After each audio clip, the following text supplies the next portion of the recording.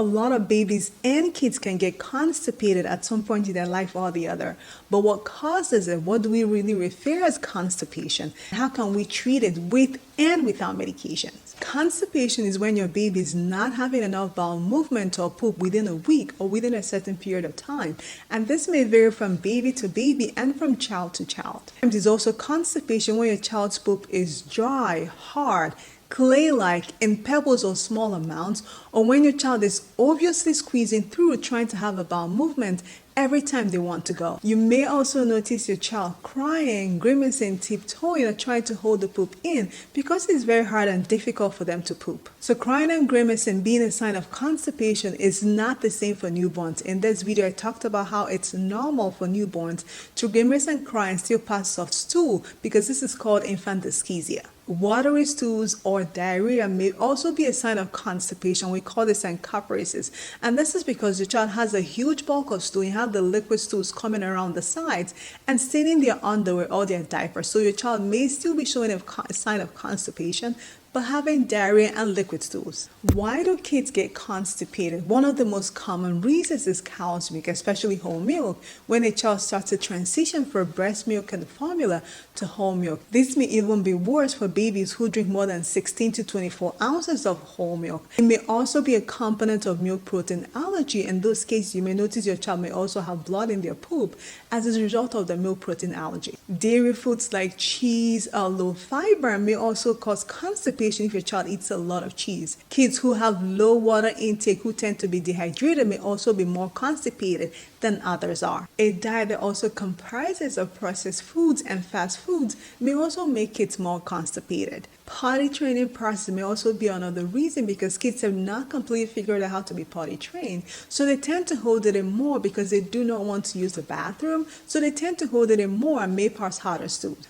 What can you do when your child is constipated? First, you want to talk with your child's pediatrician first because they always know your child better and every child is different. Here are a few things generally helps kids who are constipated and gives them a lot of relief. If your child recently transitioned from breast milk and formula to semi-solid and baby food, you want to take a step back and see what foods you've been giving them. Some foods tend to be more constipating than others. You want to limit foods like bananas, rice, applesauce, and white bread toast because they are more constipating than some other foods.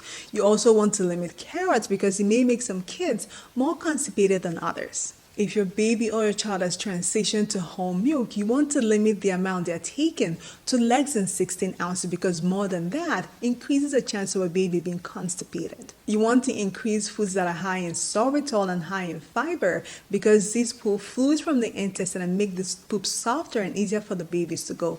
And this includes foods like cooked broccoli, cooked spinach, berries like strawberries, blueberries are always great to help constipation. 3 helpful juices that can either be store-bought or made at home are apple, pear, and prune juice. Prune juice is a natural laxative, but it doesn't taste well completely, so you can mix pear or apple and prune juice to make it much easier for your child to drink to help with their constipation. You want to increase your overall hydration. If your child is not drinking enough water, maybe they are not peeing enough, you want to increase their hydration. It might be water, it might be smoothies, you can give it through a straw just to make sure your child is staying well hydrated. Warm water baths and belly massages are always great for kids and babies who are younger, and you always want to go in a clockwise motion to help stimulate the intestine to get the poop moving down. In situations where these options have not helped, especially if your child is super constipated, there are some safe medications that can be used.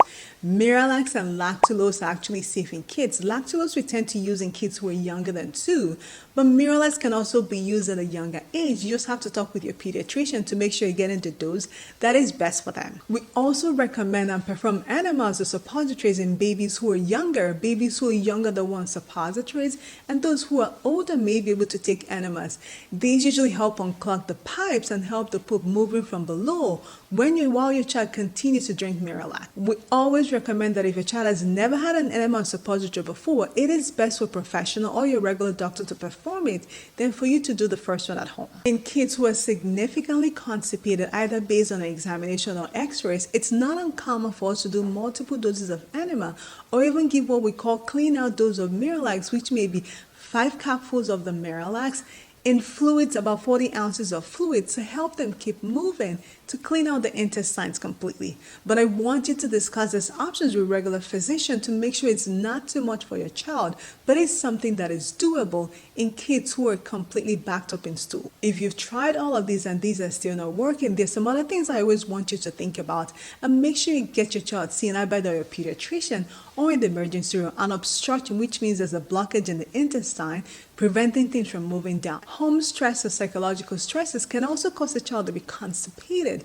and using the fluid and natural regimens may not necessarily help unless you resolve that. So these are some of the reasons your child might be constipated and options to get things moving.